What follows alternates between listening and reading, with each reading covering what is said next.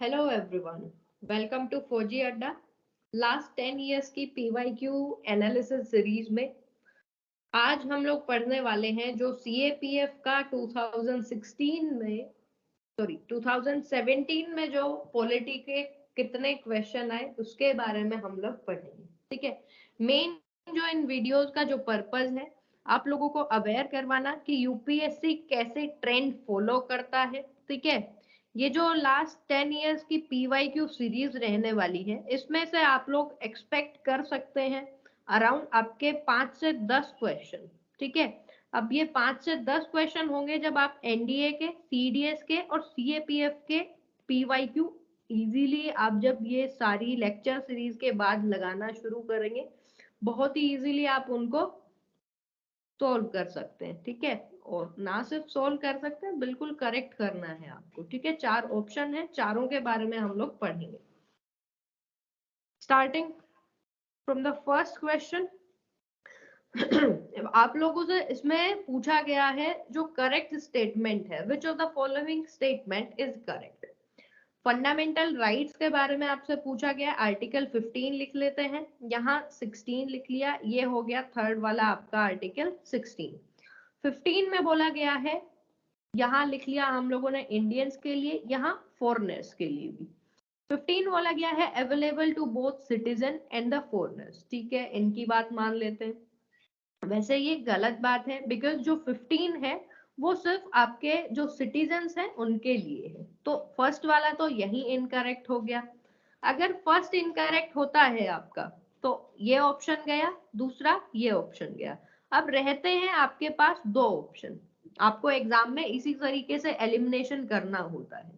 Next है article 16, जो इसमें बोला available to citizens of India only, इन्होंने बोला फॉरेनर्स के लिए नहीं है। बिल्कुल सही बात है, करेक्ट है। अगर यहां तक किसी को पता होता तो थर्ड अपने आप एलिमिनेट रहता, कौन सा आपका 2 and 3, that will be the correct option. But 21 इसमें बोला है दोनों के लिए है, तो ये भी स्टेटमेंट करेक्ट है।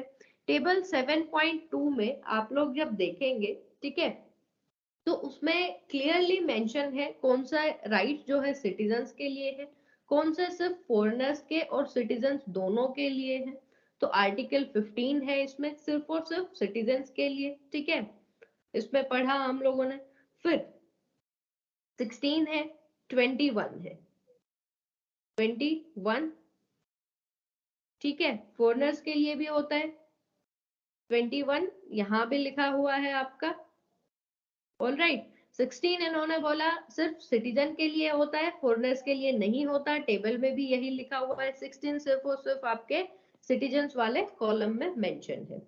फिर ये जो लाइन है, both citizens of India and foreigners alike with in the territory of India, ये भी आपको कंटिन्यूएशन में पेज नंबर 7.13 में एज इट इज लिखा मिल जाएगा आपकी लक्ष्मीकांत की बुक में, तो ये स्टेटमेंट भी आपका करेक्ट है।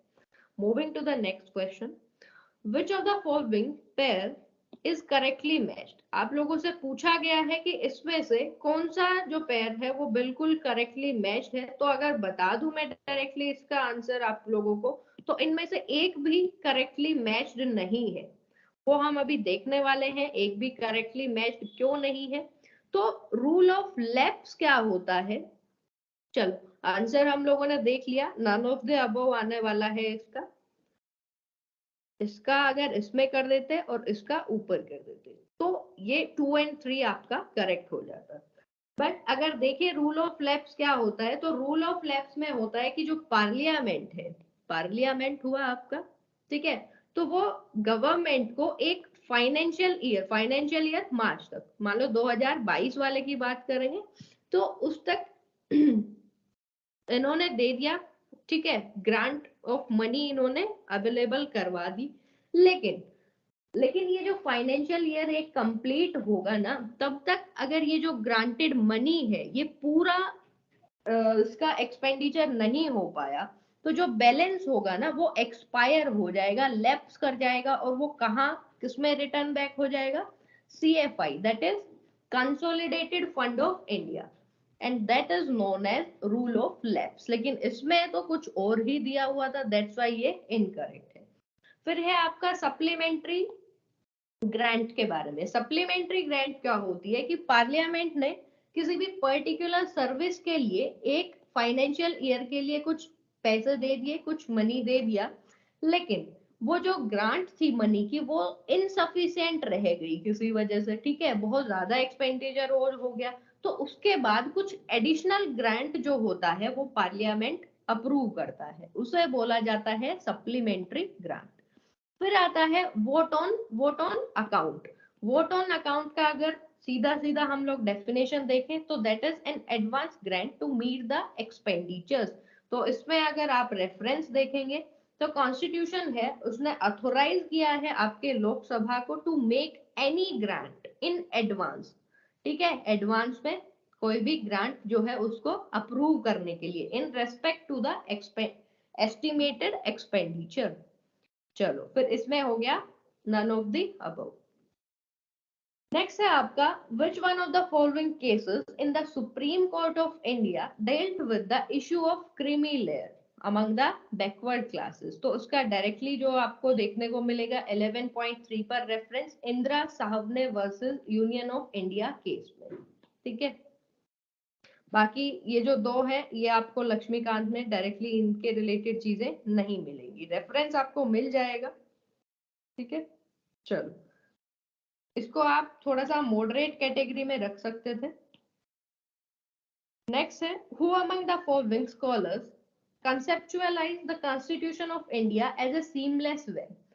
अब ये जो क्वेश्चन है इसको हम लोग हार्ड में रखेंगे बिकॉज जो आपकी लक्ष्मीकांत की बुक है उसमें नहीं मिलेगा।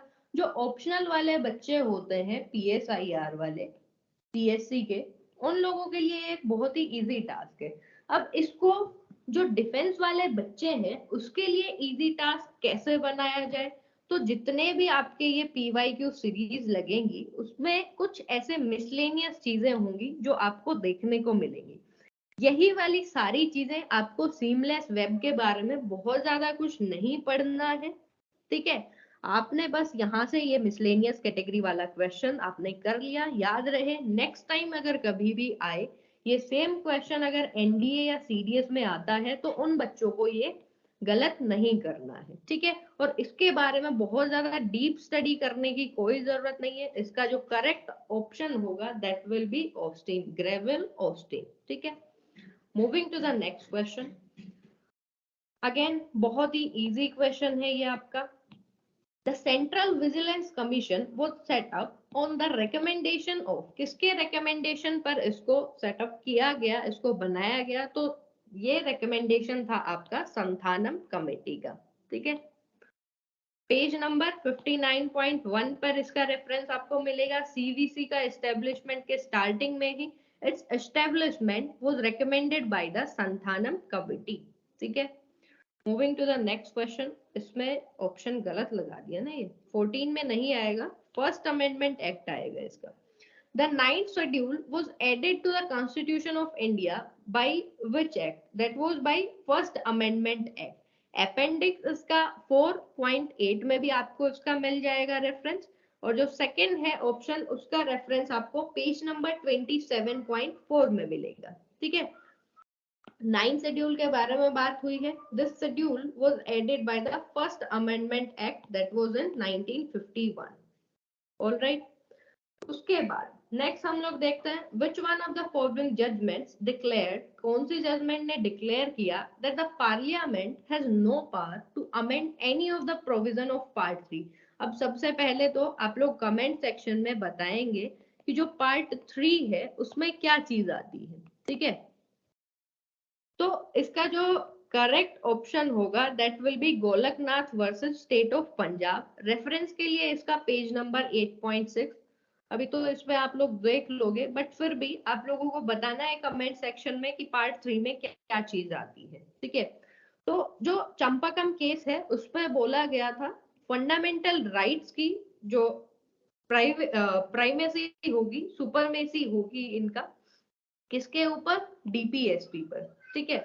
तो ये हमने जो PYQ एनालिसिस सीरीज में, और शायद ये 2020 में आया है आपका, जिसमें हम लोगों ने पढ़ा भी है कि ये कोई केस चले ऐसे जिनमें काफी सारे केसेस के बारे में बात करी हमने। मिनर्वा केस की बात करी जिसमें हमने बोला था बेड रॉक है ये कॉन्स्टिट्यूशन ऑफ इंडिया का, फंडामेंटल राइट्स और डीपीएसपी। सो इनके बीच में म्यूचुअल बैलेंस होना जरूरी है, वो चीज हम लोगों ने पढ़ी थी। ठीक है। तो गोलकनाथ जो केस हम लोगों का इसमें आंसर रहने वाला है, वो आपका जो करेक्ट ऑप्शन होगा। In that case supreme court rule that parliament can not take away और abridge any of the fundamental rights. ठीक है, यही आपसे पूछा गया है कि कौन से केस में ये वर्डिक्ट आया था। नेक्स्ट जो क्वेश्चन है आपका, that is which one of the following statements about the provision of the constitution of India is correct. कौन सा प्रोविजन करेक्ट है? तो पहला पढ़ लेते हैं। पहला ही आपका करेक्ट ऑप्शन होने वाला है, minorities can establish and administer educational institution of their choice. Correct पूछा गया है तो ये बिल्कुल करेक्ट स्टेटमेंट है, कर सकते हैं। नेक्स्ट वाला है only linguistic ethnic and religious minorities find mention under article 30।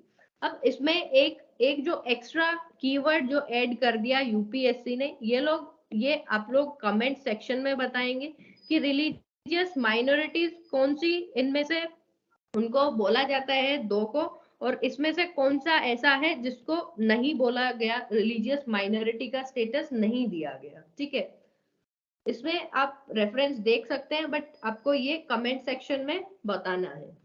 Next है every religious denomination has unfettered right. अब अनफेटर्ड क्या है कि अनइंटरप्टेड, मतलब कोई भी रोकथाम नहीं होगी इस चीज पर। राइट टू एस्टेब्लिश, लेकिन ऐसा नहीं है कि कोई भी मन किया वो इंस्टीट्यूशन हो गया। इतनी तो रेस्ट्रिक्शन, अनरेस्ट्रिक्टेड होता है इसका मतलब, तो इतनी तो रेस्ट्रिक्शन हर चीज पर लगती है।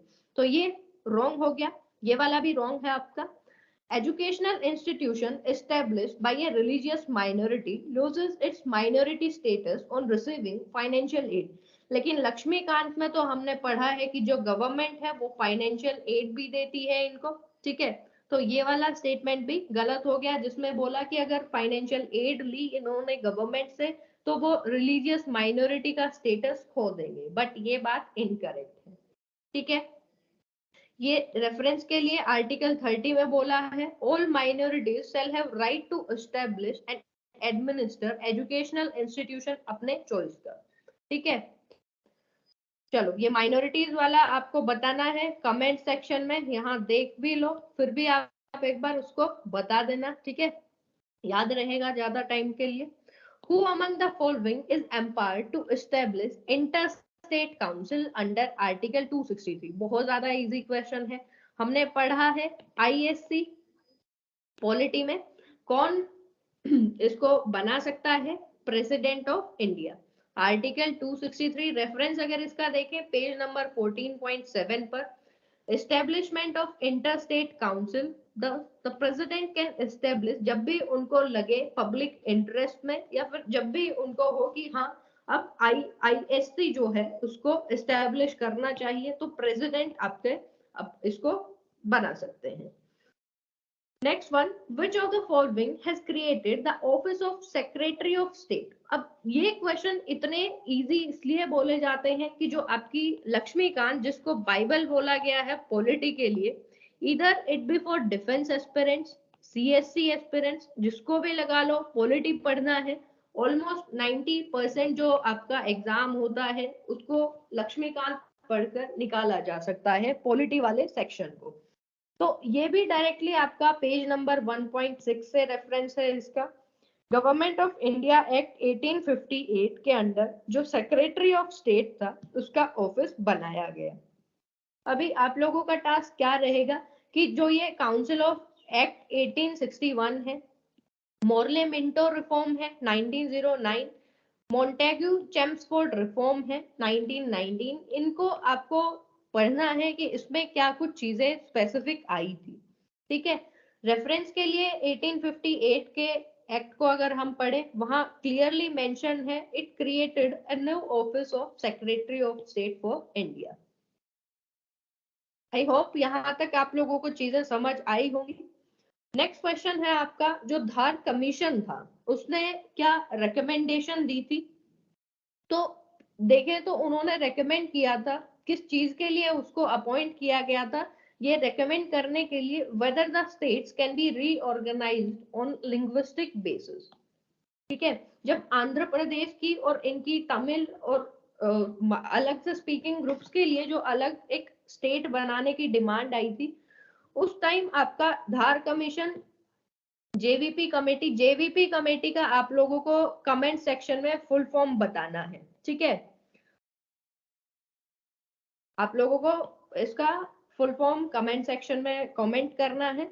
धार कमीशन के बारे में अगर हम पढ़ें, there has been a demand from different regions, particularly south India की बात करें कि स्टेट्स का रीऑर्गेनाइजेशन होना चाहिए लिंग्विस्टिक बेसिस पर। दैट्स व्हाई गवर्नमेंट ने जून 1948 में एक कमीशन अपॉइंट किया, linguistic province commission, under chairmanship of S K Dhar. Examine किया जाए कि ये इसकी फिजिबिलिटी है भी या नहीं, कि लिंग्विस्टिक बेसिस पर स्टेट्स को रीऑर्गेनाइज किया जाए या नहीं किया जाए। तो इनकी जो रिकमेंडेशन थी कि लिंग्विस्टिक बेसिस पर नहीं किया जाए, एडमिनिस्ट्रेशन के कन्वीनियंस बेसिस पर उसको रीऑर्गेनाइज किया जाए। तो ये आपका धार कमीशन हो गया। नेक्स्ट है, who among the following are entitled to get the benefits of equality before the law and equal protection of law, जो कि आर्टिकल किस में आता है, आर्टिकल 14 में आता है। अभी वही जो सिटीजन्स के लिए हो गया, फॉरेनर्स के लिए हो गया, ऊपर हम लोगों ने पढ़ा, कुछ उसी तरीके का आपका सेकंड क्वेश्चन इसी में रिपीट हुआ है।